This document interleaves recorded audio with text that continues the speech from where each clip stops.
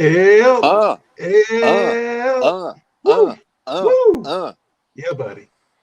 Welcome in, everybody, one and all, joining us on this fantastic GLEYBER Day. I Looks know like, you recognize that hair, Ron. I well, know I you do recognize recognize that that hair. hair. It is stunning. To be honest, it is breathtaking. And also looking at it, just even now, makes me hot. It makes the back of my neck sweat, having the heavy curls. For me, it's like, yeah, I got a little bit of like a widow's peak thing. Like that's inevitable, but like I still have a lot of hair, but it's all off Yeah. the sides. So that'd be like, I don't know, Art Garfunkel in a couple years. Hit me up. But thank you guys for joining us. Hope you had a great holiday weekend. I know Tyler and myself extremely thrilled that college football is back. Yes. And then now we go into, NFL coming back. So there goes your fantasy, your Monday Night Football, wagering, other things that are enjoyable for all of us that football is back, especially for the purpose of the show. Definitely makes it a lot easier to come up with topics nonstop. It helps. But thank you for joining us. Tyler, how was your weekend and how are you doing this Labor Day evening? Man, I'm doing Labor Day, yes. Yeah, I'm doing good other than looking at that picture and like, man, we were young and I was a lot smaller. But Young yeah, thugs. anyway.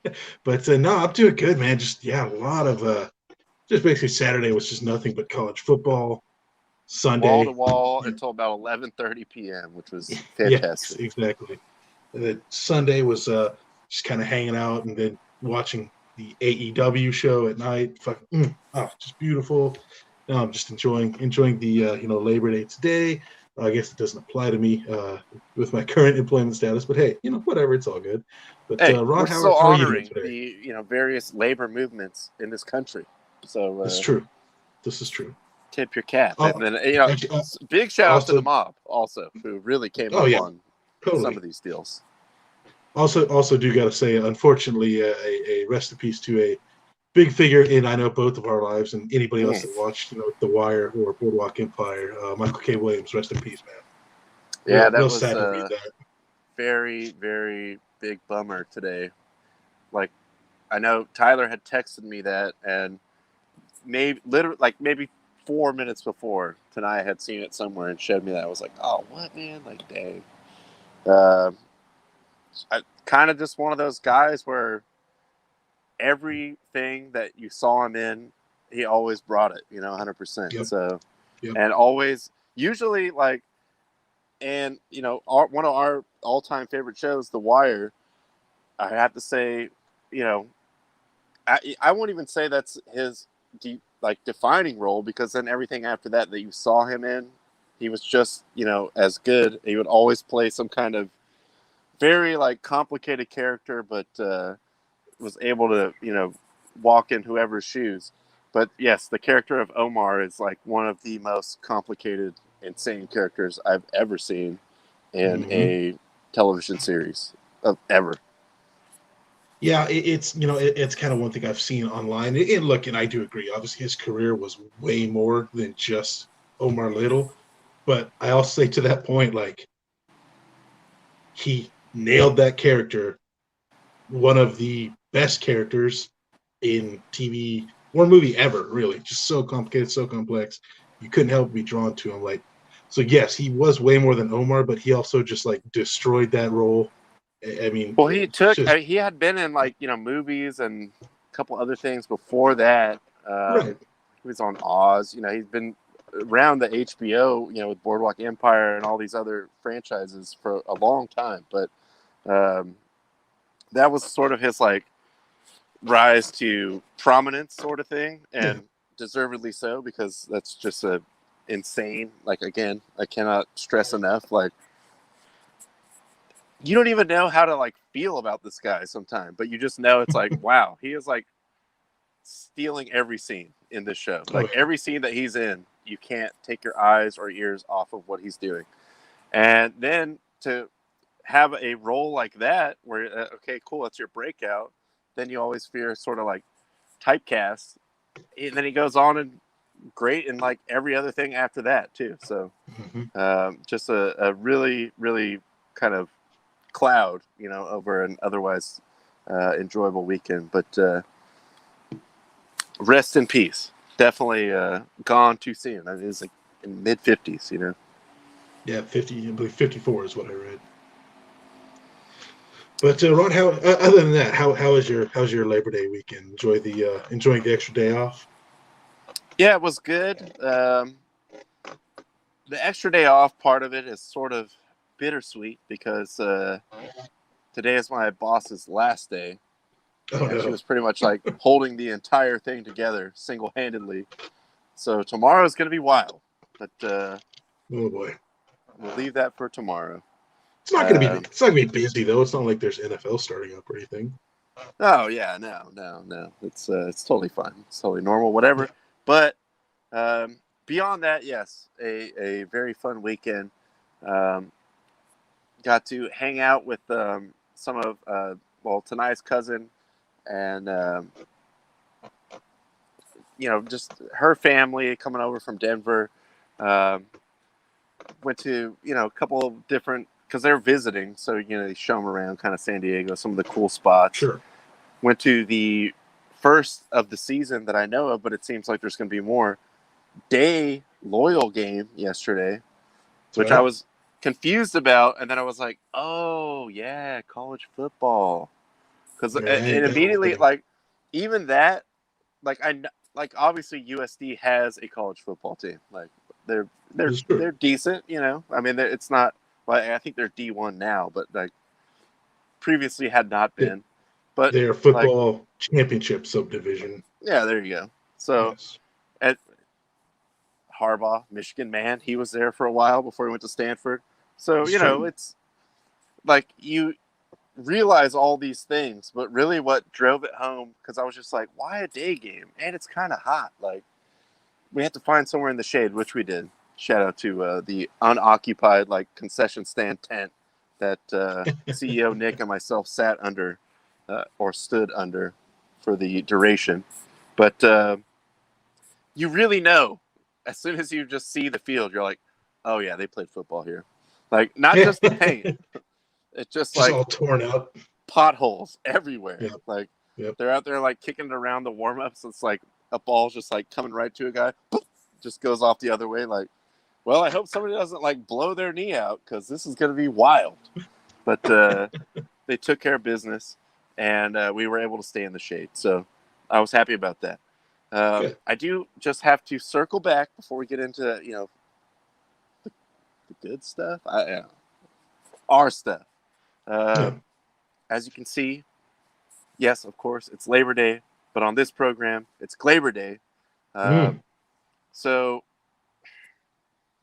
I hesitate to say fans, but like an awkward fascination with how weirdly terrible John Sterling is. And don't get me wrong, as far as like the resume, the history, like, all right, a legend of broadcasting in his own way. First ballot Hall of Famer, unquestioned. In his own way, his very special way, which we will get into. But obviously, Gleyber Torres still plays for the Yankees. And I believe this was, I can't confirm, maybe someone can back me up on this, but the first instance of the utterance of GLEYBER Day, which I put together in a little brief, maybe like 20 to 40-second montage of the first time that I heard it being said a few years ago. It'll be a 3-2 to Torres. The pitch swung on and hit in the air to center field and deep. Allen back, away back, on the track, at the wall. It's gone into the Yankee bullpen. It is a walk-off, 9th inning, 1 out, 3-run home run by Gleyber Torres. It is GLEYBER Day, and he is the Gleyber of the month. Wow. And, I had to leave that in also because he hit another Gleyber of the month, which makes even less sense. Because I was going to say Gleyber Day is not terrible, but Gleyber of the month. No, it is terrible. But Glaber of the month is like, are you like challenging me as a listener right now? Like, this is like a provocative act that you think I would accept Glaber of the month. I'm actually offended that you said that. It's not even the same. I mean, it rhymes, but there's like V Sort and of? B. Like, It's sort of rhymes? but don't worry, it is Glaber Day. Please believe It it. is Glaber Day. Shout out to John Sterling. I mean, we wish him well. Oh, Glaber Day. But what a holiday it is. So, Indeed. on that note, I don't want to dwell too much on the insanity of John Sterling. Well, we got a lot of college football, so I just want to knock out quickly, right off the top, some of the other. Also, I'll just throw that up on the screen. Yes, the Loyal do win. Great game. Man of the match, Corey Herzog. Landon. Get the praise. Looking kind of a questionable fit with a plaid shirt and jeans and a hat, like looked like a trucker hat from what I could see. But maybe sensitive about his hair, I don't know. And also, I will say the LA Galaxy 2 coach, this fool's in like a white tee and sweatpants. Like, you could tell he knew what he was doing coaching-wise, but he just looked like it could have been someone that just ran on the field and started like shouting out directions. Like, no, let's get a sub here or whatever. So let me ask you this, since you were there, when the Galaxy scored in that 87th minute, was there that real sense of dread that suddenly hit you? It was palpable. I'm not going to lie, because they are very prone to the latest of collapses. It seemed like everything was going pretty well. As you could see, they go up, 2-0. If you look at the timeline here, LA Galaxy gets one, they score right back. So now it's 3-1. And then it just looked like everyone kind of got tired. I mean, it was hot. Fools are running around. Yes, they're rolling a lot of subs out there, but it hit a lull for sure. Like, it was just like, you could tell everyone's like, it's hot, let's just go home kind of thing. But when it got to 4-2, I was like, oh boy, like if they lose this is going to be real sideways. But they saw it out, got the job done. I believe they're still in second place. They are in second place. It's quite a gap between them and Phoenix, but yes, they are in second place. Yeah, that's the one thing is I don't see any way they're going to catch Phoenix. A couple months left in the season, but overall, pleased with the performance. No complaints there. But it was funny to see not only that team and that field in the daylight for the first time when it was full of potholes after a Division I football game where, it's like the same thing used to happen at the Coliseum when the Raiders played there. Like, they would just tear up the field. The Baron would get all mad. He's like, they're one of the best fields in baseball. I'm not going to put him into like the David Vassay voice. I'm not going to do the high pitch, but, and then the Raiders come and just tear it up. But yes, it definitely has an effect on the field compared to soccer, because most of the time, majority of the players are in the same area of the field, right in the middle, and they just blow up that middle stripe of the field, like up and down. So you could see some craters out there, and it was, God bless the grounds crew. It's usually a pretty nice surface out there, even after a football game or whatever. But they got some work to do. So good luck to you guys. And we'll just quickly hit the NASCAR Cup playoffs. Playoff. So we had our first playoff event. Kind of a actually wild finish, especially the last lap. I thought was pretty entertaining because it was like Hamlin almost just like riding the wall, and then Larson trying to squeeze in between him and the wall to pass him. It was like almost like bumper cars on the last lap. But Hamlin does get the win. Shout out to our boy Harvick, moving up to 7th. Still very much alive. I didn't get to see much, really, of any of the race except for the highlights. But yeah, I mean, the playoff is weird. but it is the format that we have, and let's go Harvard. Let's get it done. Yeah, I mean, look, I definitely had some concerns. Harvick again. He qualified in that final spot. Obviously, not winning any races this year. As good of a season as he had, like kind of under the old format, he probably would be, like a top 5, top 6 guy, whatever.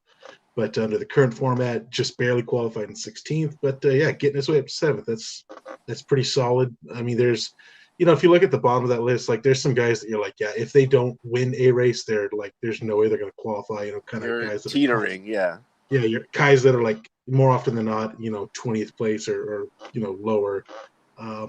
So yeah, and R.I.P. to slick Billy Byron. Also, old Billy Byron, yeah. But yeah, I mean, look, they'll continue the playoffs. This will be the second race of the round of 16 this upcoming weekend in Richmond. So we'll see how that goes. But not a bad start to the playoffs. Like you said, it definitely came down to the very end. That last round was pretty crazy, actually very crazy. But yeah, they got through it, and see where they go from there. And I did see Kyle Busch. I mean, there was a little contact there, and then he got loose and hit the wall, and pretty much had to call it a day. But Kyle Busch making contact? No. Speeding into the pits, running over cones. Like, a couple people had to, like, run and jump out of the way, and just driving straight to the back of the trailer. Like, just put it in the trailer. Let's move on. But just lock it up. Yeah, it's so uncharacteristic for him to be kind of salty. Red ass. Yeah, really, really weird. But you got to imagine. Coming. I mean, like, he was probably very likely to get through the next round anyways, but you got to imagine Denny Hamlin's feeling good. All the pressure's off him. He got the win, so these next 2 races are completely irrelevant to him. He can do whatever. He could sit them out if he wanted to. So, he's definitely got to be feeling good this upcoming weekend. Well, don't forget about the money, though. So I'm sure he will participate in the. I'm not saying he's sitting out, but I'm saying he could. He could. Oh, the hand thing means the money. Means the money. I want to hit some of the comments here. Justin coming in. John Sterling is like Vic the Brick. If Rick the Brick totally sucked and was insanely unlikable. I mean, that's not very far off. And then Nick standing up, in defense of one Mr. John Sterling. But also, yeah, both of us kind of had this thought. I have not been at a game yet, or at least I did not redeem when I was. If there was one, there might have been one. If they do shut out the other team, everyone in attendance gets a free car wash. So Ooh. It looked like they were cruising along well, and then just sort of shift the goal. And yes, we both kind of aligned with the same conspiracy theory that Mr. Soapy Joe called down, radioed to Landon, hey, get the guy out there with one leg, just do something, like make it look like an accident, but do not shut out this team. Like, this will ruin me financially. I'll never get to financially recover from this. I will never financially recover. Hey, you know what? Soapy Joe Exotic, that's pretty could be the same guy. And I have never seen either of them in the same place at the same time. No. Stone cold. We might be onto something here. All right, this is a little sort of out of the order, but I just want to point this out because we will have some kind of field report, next day on this. I just discovered this in OB in my travels around the county, with family visiting. Live pro wrestling. Yes. And I found out this takes place in a backyard in Ocean Beach. Yes.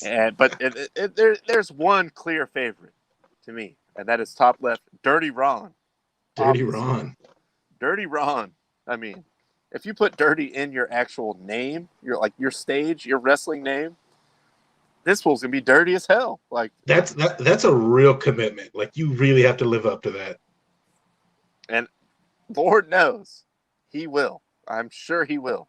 I know. I told Tyler. I posted that on my Instagram. Ulysses hit me up. I was like, Ulysses, $20 on, he bleeds and still wins. Like, he's going to bleed no matter what's going on. No, dude, it could be like a non-hardcore, like old school World of Sport rules. That man is still bleeding during the match.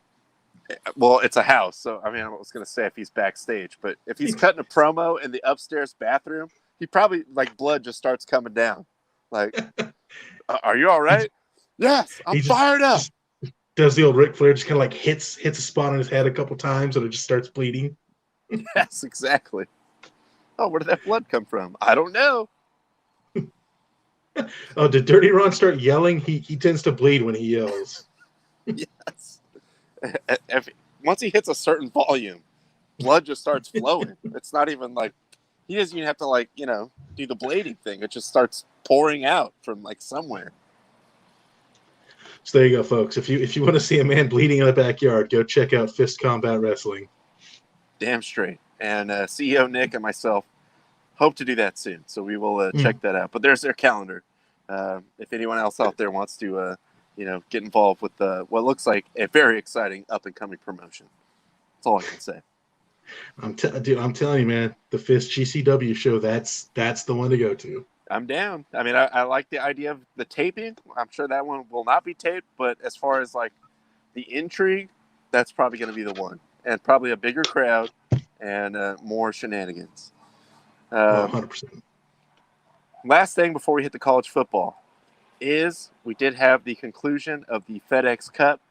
The Patty Cantlay holds off John Rahm, the Rahm bomb charge, to pick up a cool $15 million, which I did see, I don't know, yesterday or day before. Like, it was either like with his win or if he wins, his career earnings are like 14 something. So, like, all right, he's not broke, but if you just double that in one event, whoa, okay, like, that's notable. I mean, that's pretty impressive.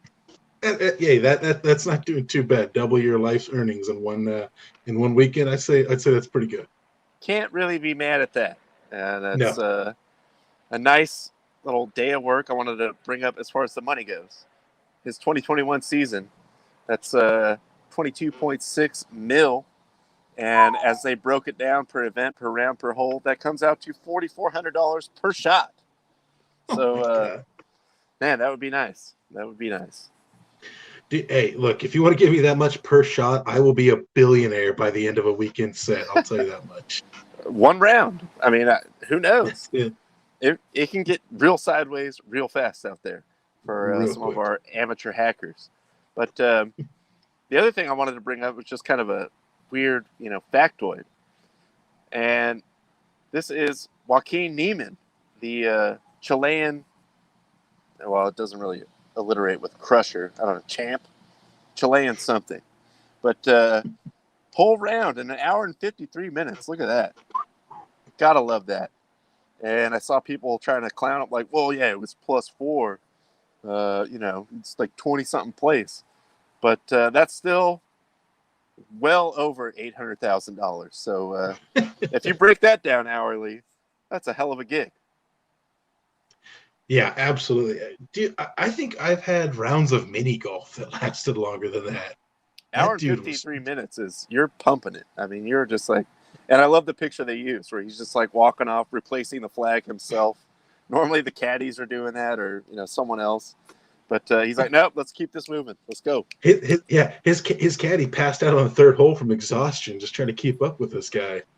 Not Joaquin. He was sprinting to the 19th hole. Get a couple pops in at the bar at the clubhouse. He was trying to make happy hour. That's what it was. Come on, man. Clock's ticking. That's impressive. Like, seriously, doing around that like, I know. Look, favorite of the show here, Bryson DeChambeau. Like, could you? That's probably like 4 holes for him. Like that time frame. Yeah, because then he's going to get into some kind of dispute about somebody walking or ants or, you know, someone saying Brooksy or whatever goes on in the strange life of Brooks. Or not Brooks. Sorry, now he's got me doing it. Again, Bryson DeChambeau. Yeah. Yeah, you're banned from the event. You can't go now. Yeah, I'm sorry. That was hate speech on the tour. My Yeah. bad. But last thing before we do hit college football, and Lord knows there was a lot of it. Oh yes. So Oh, good. USA. Oh jeez. What a long, strange, lost weekend it was for Team USA. All right, Friday they go to El Salvador.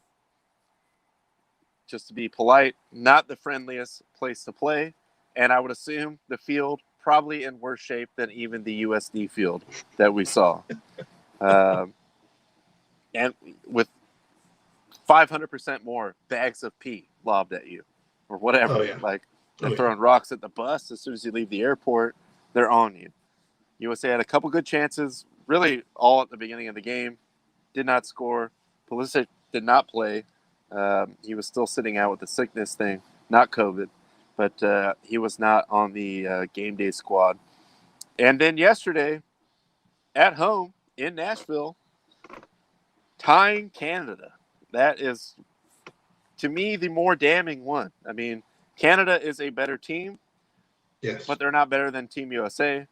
And it's a home game, very pro-U.S. crowd. There was some interesting things, as far as the lineup selected. Pulisic did play and start and play the entire game. But come to find out, Weston McKennie, who I would rate as the second best player on the team, not only suspended due to a violation of the COVID rules, which there's hearsay out there. I don't know the specifics, but it seems like, and he even apologized publicly. So something that he could have controlled and allowed to happen, or chose to do.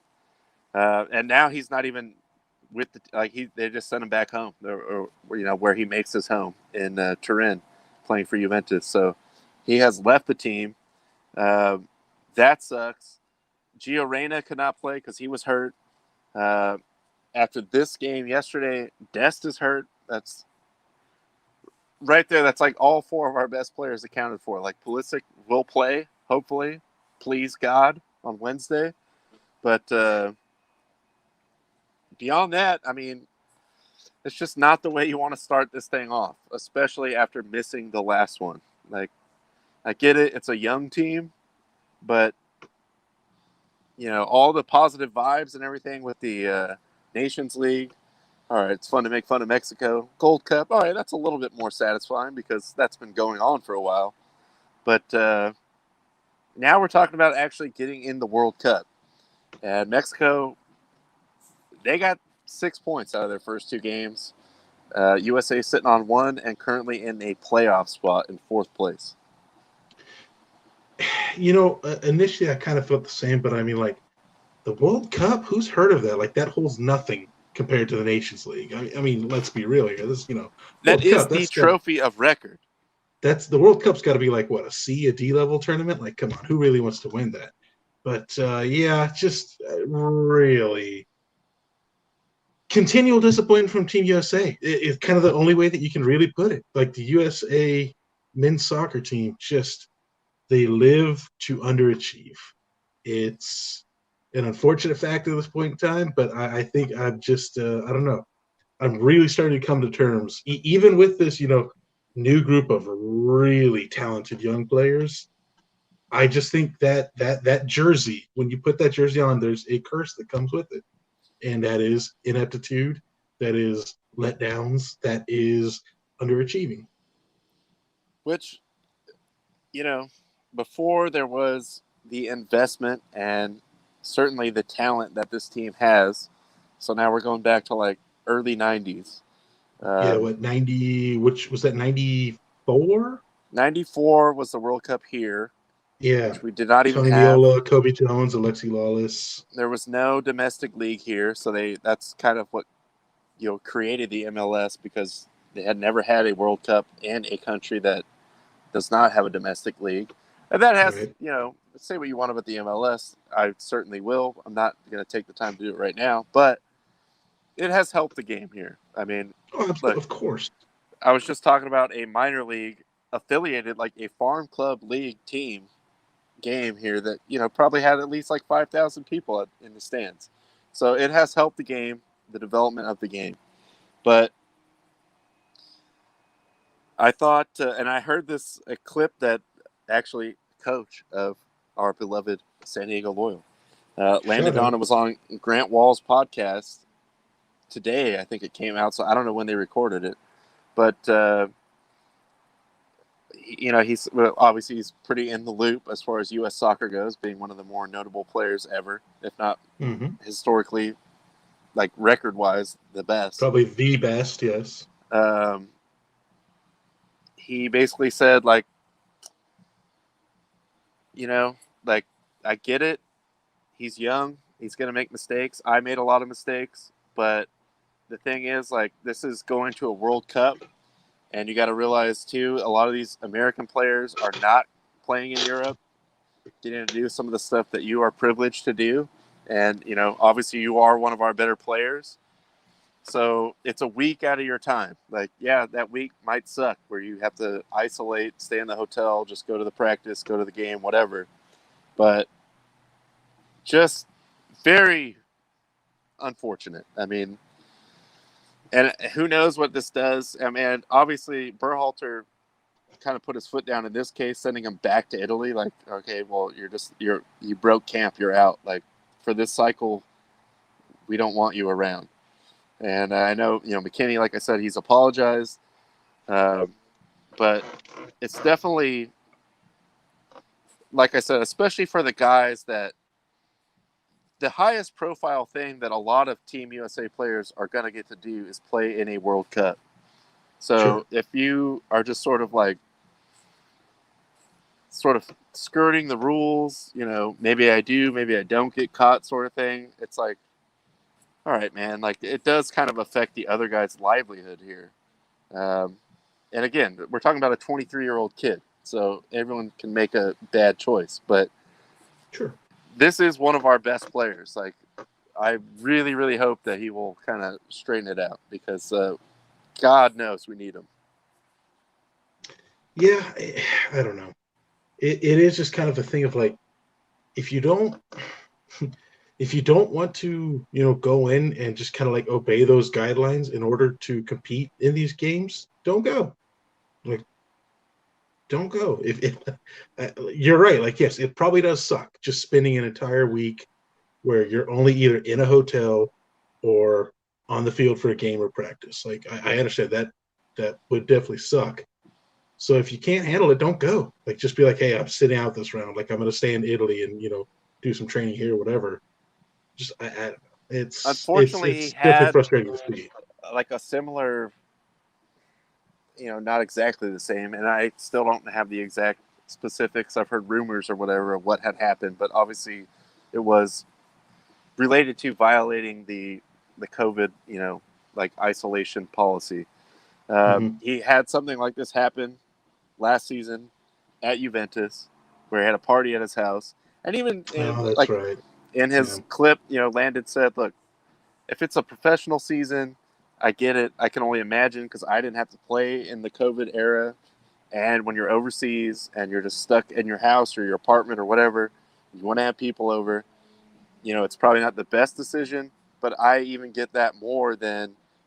You're over here for like a week and a half, and we're trying to get to the World Cup, and you still like blow it, and it's just not a good look, as far as like the team dynamic or whatever. So definitely gonna have to make some amends there on the part of Weston McKennie. But again, as all sports, watch him come out whenever he does get back and score like 3 goals. Like, you're back in the good graces, but still. USA Soccer as a men's program is kind of like that program that cannot afford to have our best players just like breaking rules and getting suspended from things that get us into or out of the World Cup. Yeah, well, look, here's what you said. The last game is Wednesday. Like, let's just, please, US, you got to get 3 points, man. You got to get 3 points out of this last game. I'm hoping, but now I don't know because I must have to assume there's some kind of weird feelings, whether he apologized to people directly or people are still mad at him, or man, we need this guy on the field. Like, who knows what goes on? But not the thing they need right now. But let's get on to some brighter news, and that is college football. Thank you, college football, going so big. I mean, all through, like, from Thursday on, and then even today we had a game or a couple games. But man, I thought a very entertaining first week of college football. Like, yeah, you'll have your, like, Clemson, Georgia, where they always have like one or two kind of marquee type matchups early, and then a lot of teams want to play cupcakes. Honestly, I wouldn't even put Miami in that category. Yes, they kind of got boat raced, by Alabama, but that's kind of what they do to everyone. A lot of teams are going to get boat raced by Alabama. But yeah, just a lot of interesting games and results. So I don't know where you want to start. I know we have sort of box scores for a lot of these. Well, let's just work our way down. Let's start with the kind of headline game of the weekend, which was Georgia versus Clemson. Look, this was a really impressive November Big 12 game. Big 10 game. 10-3, minimal offense. 3 yards in a cloud of dust. It was a weird game where it's like, I understand. I totally get that both of these defenses are really good, but I'm also like, both of these offenses also just look really bad at the same time. Like, it wasn't necessarily, defense making tons of plays. It was just like the offense looked sloppy, although Georgia's defensive line looked amazing, getting to Clemson's quarterback, like 11 times, I think. Oh, man, it was, yeah. Even the point where he was having, like, botched snaps and stuff. Like, all right, they're kind of, like, in his head right now. Like, he knows they're coming. I think I have to double check, but I remember looking at the box score and seeing that Clemson had a total of like 2 rushing yards in the game. Like, just unreal job by the Georgia defense, and the Clemson defense played well. But again, I thought both offenses looked really bad at the same time. Obviously we'll know in the coming weeks if that's a case of both defenses being really good or not. But Georgia's got to be thrilled. I mean, look, you take an ugly win over an ugly loss every time. I don't think the rankings come out till tomorrow, but you got to imagine Georgia's definitely going to be jumping inside the top 5 now, and starting out the year with a huge win. Like, the schedules until they play Alabama, I don't think they play them in the regular season, so it'll only be in the conference championship. Schedule is probably just going to be real easy from here. Not that it will be completely easy, but it'll be easier. No, and I thought you had made a great point when we sort of teased this game a couple weeks before. Like, you have to think the winner of this game is probably going to be in the playoff, like almost guaranteed. So, like, both could end up in. There is, ways, but like, you take down either way, it's going to be a top 5 team. And then, the way the schedule shakes out, you do have time for a loss, maybe 2, and you're still probably getting in there. And yeah, I mean, you would expect sort of early on, defense is a little bit more, like, the offense will probably catch up to defense as far as like what these teams are actually capable of, because that's more of like a repetition timing thing. Like, all right, finding our groove, finding the guys like quarterback likes to throw to, plays that, are kind of like our money plays that really we're hitting on. But yeah, I thought, and then you think, like, too, when's the last time you saw Clemson just get 3 points in a game? In the fourth quarter is the only 3 points. It's been a while. Yeah, no, you're 100% right. And as far as the 2 losses go, obviously time will tell because it's only the first week of the season. But just kind of on paper, the ACC doesn't look that strong. So I don't know if Clemson can afford another loss. Like, you can say, you lost with Georgia, but like, 2 losses in not a great conference, I don't know if that would get them into the playoffs or not. So, like, you got to imagine Clemson, Dabo's got to be thinking, like, man, like, we just can't lose again. We got to run the table here. Again, fortunately, they are in a fairly weak conference. ACC isn't exactly what it used to be. But Clemson can't really afford any slip-ups now. The other thing I was thinking before we get off this game, too, because Lord knows I had to listen to like all these commercials 8 million times before you heard them anywhere you're at, was the whole promotion for DraftKings, which is always like a lay down sweetheart bet. Like, you will win if you do this bet. Just sign up for DraftKings and do this bet and you will win. was the hammer the over. Oh, And God. yes, they had the caveat. So I'm sure, every like 2,500, I believe it was, people that bet the over, like it came down a point or something like that. And then, but your odds, your payout stays the same sort of thing. But I don't know. I mean, I'm assuming enough people bet on DraftKings to maybe still make this work out. But this could be one of the first DraftKings sure thing bets that maybe didn't come through. So I'm assuming the over on this was like 70. I believe it was in the 50s, I think. But certainly not 13. Just short. Just short, you gotta feel like it was a bad beat for some of those guys that bet the over there. But yeah, so that one happened. Next game I just had on here was arguably the worst offensive game of the day until this Georgia Clemson game happened, which was Penn State, Wisconsin. You can see there 0-0 first half. Big Ten football is back. Mid-season form.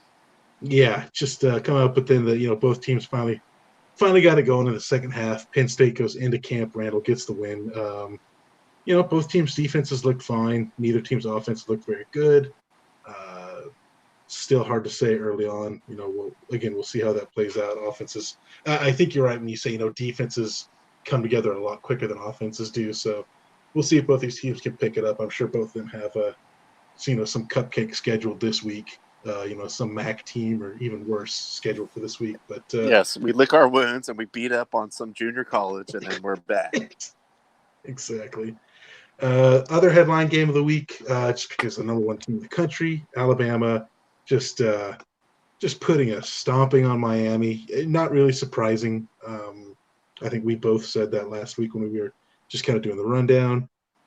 Maybe hope for a little bit better performance from Miami, but again, Alabama's going to slaughter everybody. It's like I really do kind of think this year it's Alabama and then everybody else, just from obviously only week one, but just they came out on fire and showed why they're always perennial favorites. And one side note to take away from this, and also this did happen when they were down 27-0.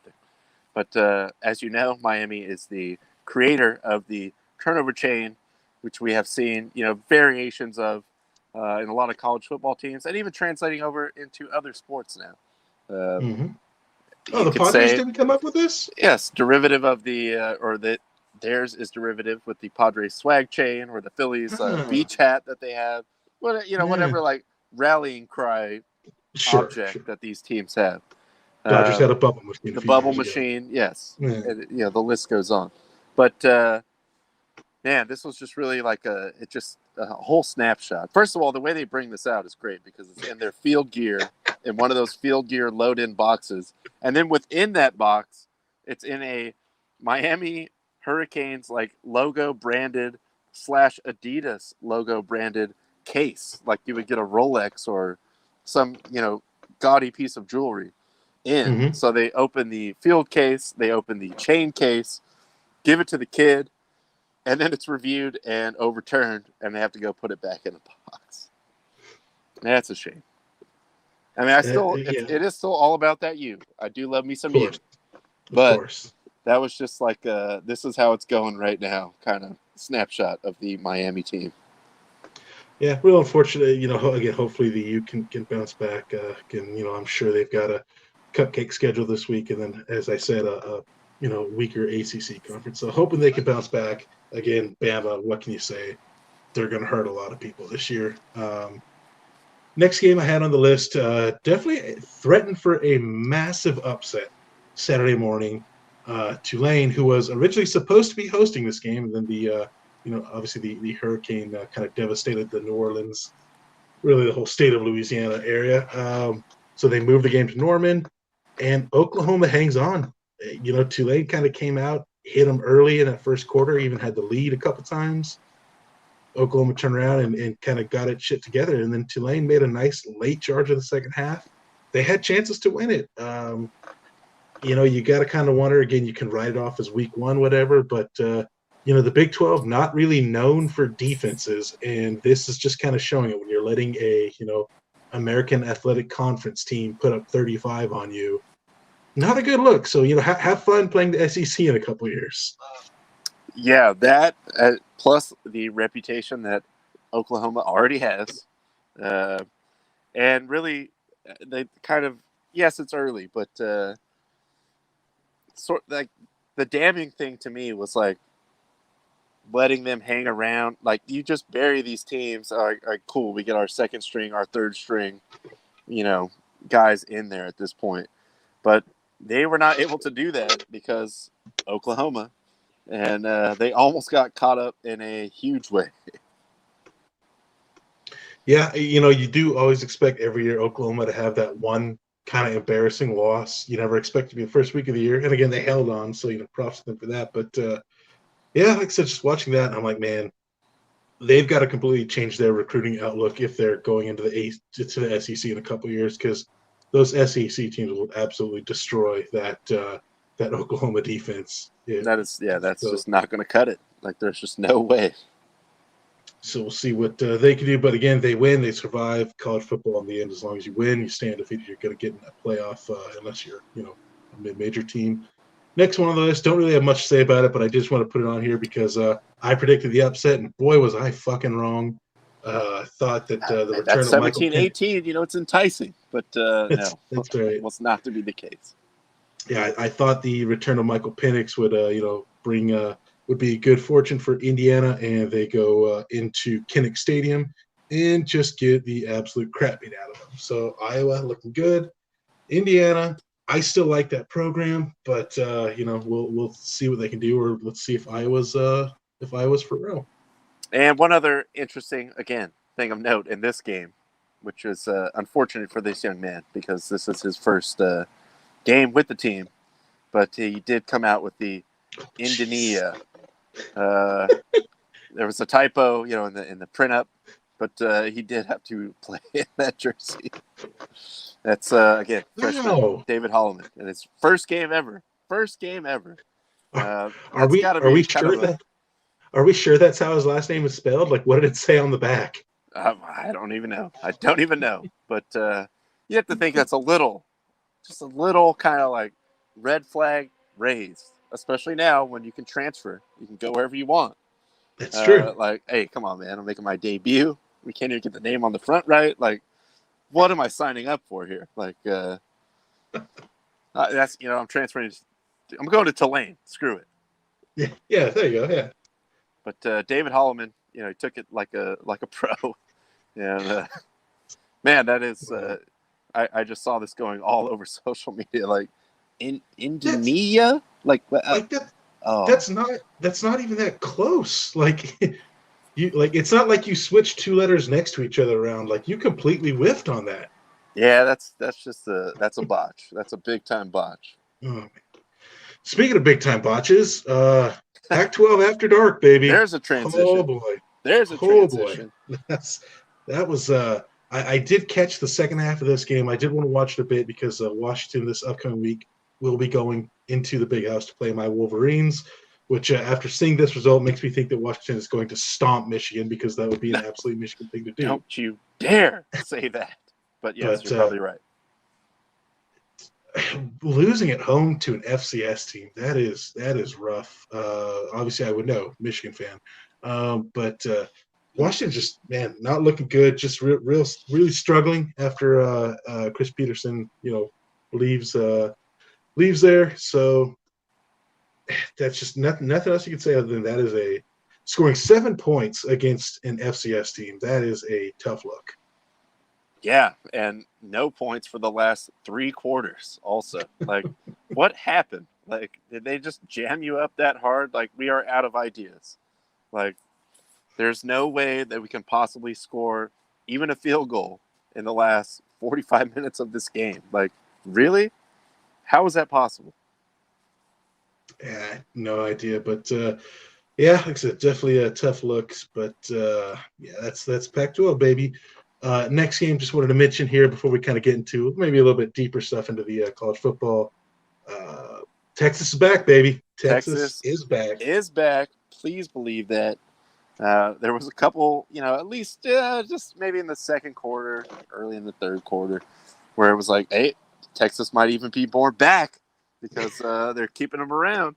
But no, they at least put the hammer down and took care of business. So again, the fail-safe is Texas is back because Texas does have some kind of tradition, history in the past of winning, and also a long history of just blowing it for no reason against teams they have no business blowing it against. So either way, Texas was going to be super back after this game, and rest assured they are back. So the next game on the list we have here, mostly for really for the memes here, which was Ron's Bruins beating the LSU Tigers pretty impressively, quite confidently. I know I had sent you a message, saying you're welcome for Zach Charbonneau, transferred from Michigan to UCLA, and he has been just running like a madman these first two games. Yeah, he looks pretty good. That guy seems like he's pretty good at football. So he is. Thanks for the hookup. Kind of the big. I didn't see Ron. Did we happen to get the video of Coach O entering the Rose Bowl from Saturday? No, I didn't have time to get okay. it. Sorry, didn't have time to get that one. So there was video going around about of Coach O showing up, and you could hear fans yelling at him, just say, "Hey, Coach O, blah blah, we're gonna beat you, blah blah." And then Coach O responds, "This wasn't meant to be taken seriously." You could tell he was just having fun with the fan, but it's he Coach said, O. That's our guy. Yeah, he said, bring your ass inside with that sissy blue shirt. So you say that, and it's like, thank you. So your team, you say that, and then your team goes inside and gets beat. And the UCLA Twitter account, which when I checked before the show, had changed their kind of header picture, but they had a little bit of fun with it, with the sissy blue Jordan Jumpman shirts there. And my theory is, Tyler, they did not have to take this down, except maybe they ran afoul of Jordan. Because if he thought they were selling these shirts with the Jumpman on there, no, he's going to shut that down immediately. He either gets half the money or you get rid of that shit, because he's wealthy enough to make things happen that you don't want to happen. But I thought, again, that was fun. You definitely got to love the memes there. But UCLA started the year 2-0 with a win over a SEC team, which that was also another thing I thought was, man, LSU giving up 38 points to UCLA. Have fun with that conference schedule. That is going to be rough. And, I'm not – look, good for UCLA. And even I'm not super obviously sold based on the track record, shall we say, on Chip Kelly, his tenure there. I believe his first two non-conference wins were the first two wins of this season and his entire 3 years being there. But, they're probably going to be ranked after this game, so good for them. Sure. And the only thing I would say that, it could be one of those, like, well, I got to get my guys sort of thing when the coach turnover thing happens, is that they returned, like, a ton of starters. So, it seemed like a pretty well put together team, like guys that have had some experience. So, hey, maybe they make some kind of run at the Pac-12. I'm not, I'm sure they're going to have like 3 horrible losses at least for no reason to like Oregon State, just like blows them out or something. Like just dumb things that are going to happen. But they'll beat Arizona State handily one week and then lose like by 30 points to Stanford the next week. Yeah, so it's a long season ahead of us, but a nice little nugget there to start out for fellow UCLA fans. And then just the last game of note we had here was actually last night's game. Notre Dame hanging on to beat Florida State. Florida State with the massive fourth quarter charge there to tie that got up. Wild at the end. As soon as I left the TV, I was like, oh, man. And then I saw what happened at the end later on, like, the highlights. I was like, holy crap. Yeah, kind of the big thing, at least on field, coming out of this was Florida State in overtime lining up for the field goal, and they iced their own kicker, calling the timeout right before the kick, which he made it. He made it when they called the timeout. They come back out there after the timeout, and they missed the kick. Notre Dame immediately kicks the field goal to win the game. So Florida State, not quite the Seminoles of the past, that's for sure. No, Coach Prime, we know where he's at, Jackson State. Off to, I That's believe, right. a 2-0 start. Shout out to Coach Prime. But he is not walking through that door, Seminole fans. We got to figure something out. Peter Because, Warwick. Peter Warwick is not walking through the door. Danny Warfel not walking through the door. He might.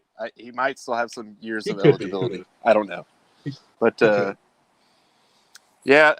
ended up, it was pretty entertaining throughout, actually. It seemed like just when Notre Dame was really stretching it out like a 2-score lead or a 2-touchdown lead, Florida State was able to just hang around and be in there. And then, the fourth quarter,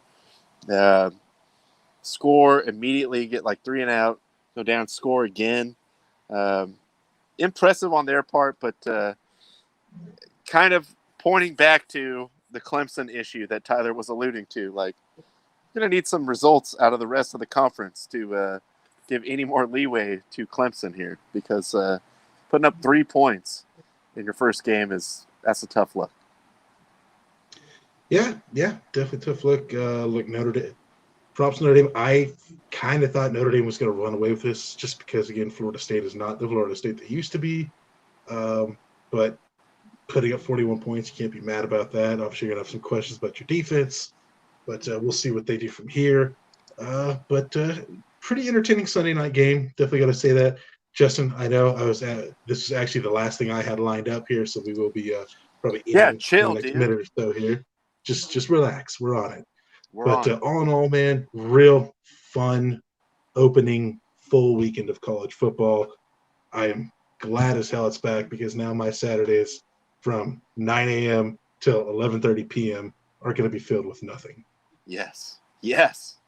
Pac-12 After Dark, you are the nightcap that we all need, even if it is some terrible dude. Cal, Nevada was insane. God, that game was, yeah, I was watching that one as well. Well, yes, we were both watching it. That's all you need to know about us. But I don't have anything else, Ron. How about you? You got anything else you want to say before we get out of here and get ready for a draft? We're going straight into a draft. No, not much else. Thank you guys for joining us. Hope you enjoyed the long weekend. Shout out to the homie Dirty Ron. Ron. Hey, maybe that's me. You don't know. Put the belt on him, you cowards. Come on, just give him a shot. This guy's the fans want it. I feel like they just keep swerving him, like, every time. Like, clearly he should have won, and then some bullshit interference or some other nonsense happens, and they just keep it out of his grasp. Damn shame. Terrible.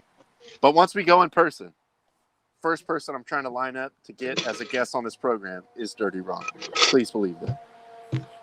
Who knows if he has a computer or not? He yeah, I don't know. Maybe he can call in on his those free phones they give out to homeless people. There you go. All right, well, that's all we got. So we will be back here on Wednesday talking more sports. Don't really know what's going on during the week. Well, we'll be able to preview Thursday Night Football. So we definitely got that going for us. So thank you guys very much for tuning in. We do hope you enjoyed your holiday weekend. We'll be back on Wednesday. We love you guys. You know the drill. Keep the fire. Keep the fire.